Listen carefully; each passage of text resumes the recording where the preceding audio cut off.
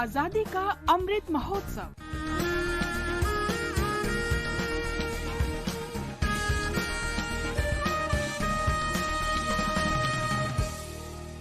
आजादी का सफर, आकाशवाणी समाचार के साथ एक राष्ट्र का उदय। भारत का गौरवशाली स्वतंत्रता संग्राम आधुनिक विश्व में घटित महानतम संघर्षों में एक है। आकाशवाणी समाचार रोज आपके लिए लेकर आता है इस स्वतंत्रता आंदोलन की एक झलक।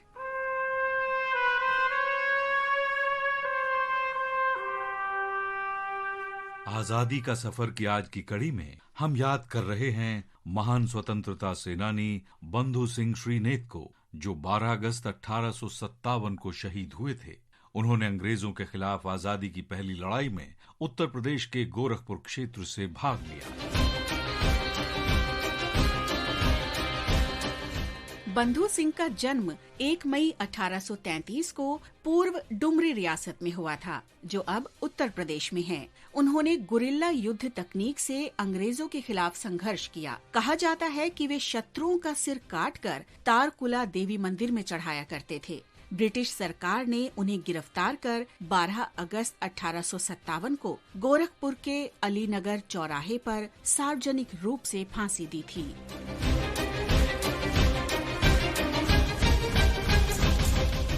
बताया जाता है कि फांसी देने वाला जल्लाद उन्हें फांसी देने में 7 बार नाकाम रहा, क्योंकि तारकुला देवी की महिमा से रस्सी बार बार टूट जाती थी। जब बंधु सिंह ने तारकुला देवी से स्वयं प्रार्थना की, तब जाकर 8वीं बार में जल्लाद को सफलता मिली। उत्तर प्रदेश के चौरी चौरा में तारकुला देवी के मंदिर के निकट शहीद बंधु सिंह के सम्मान में एक स्मारक बनाया गया है, जहां हर साल मेला लगता है और लोग देश के इस महान सपूत को श्रद्धा सुमन अर्पित करते हैं। इस महान स्वतंत्रता सेनानी को आकाशवाणी समाचार का शत शत नमन।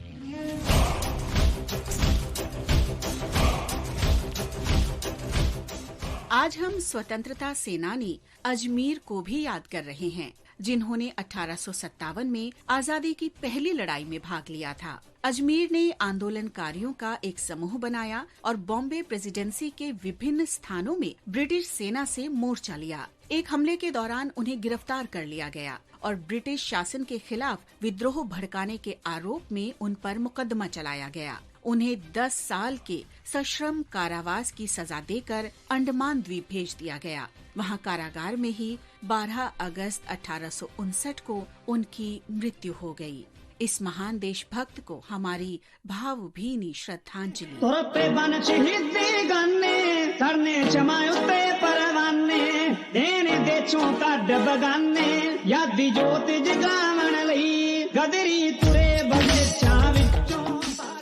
आज हम महान राष्ट्रवादी बलवंत सिंह उर्फ बंता सिंह को भी श्रद्धांजलि अर्पित कर रहे हैं, जिन्हें वर्ष 1915 में 12 अगस्त को फांसी दी गई।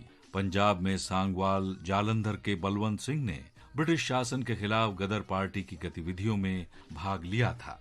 1914 में उन्होंने वापस आने वाले प्रवासियों का एक समूह गठित किया और दिसंबर 1914 और जनवरी 1915 के दौरान जालंधर में ब्रिटिश राज के खिलाफ 2 हमले किए। पुलिस ने उनके घर की तलाशी ली और भारी मात्रा में क्रांतिकारी साहित्य बरामद किया।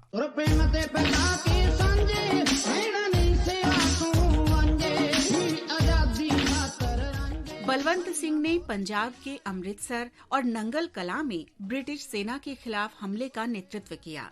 जुलाई 1915 में उन्हें गिरफ्तार कर लिया गया और उसी साल 12 अगस्त को फांसी दे दी गई।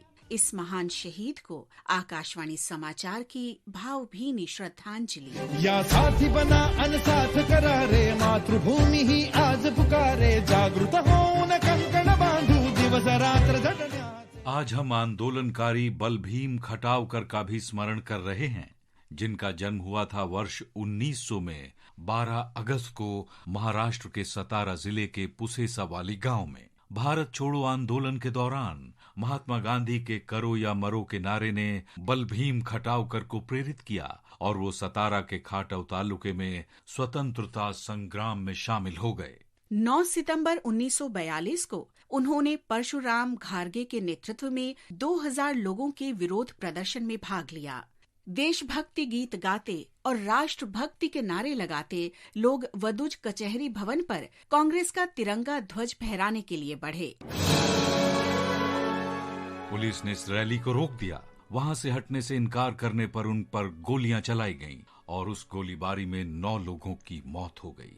बलभीम खटावकर भी उनमें एक थे। इस महान शहीद को हमारा शत शत नमन।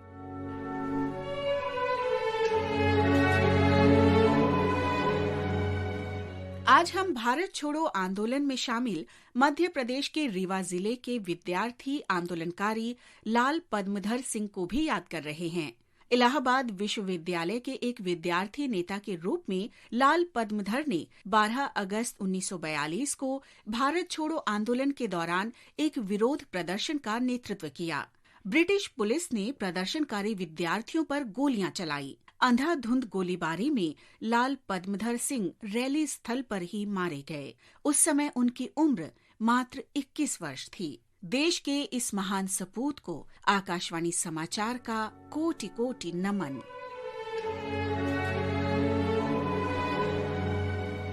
और अब आकाशवाणी समाचार के साथ आजादी का सफर की ये कड़ी संपन्न होती है। कल फिर मिलेंगे एक नई कड़ी के साथ।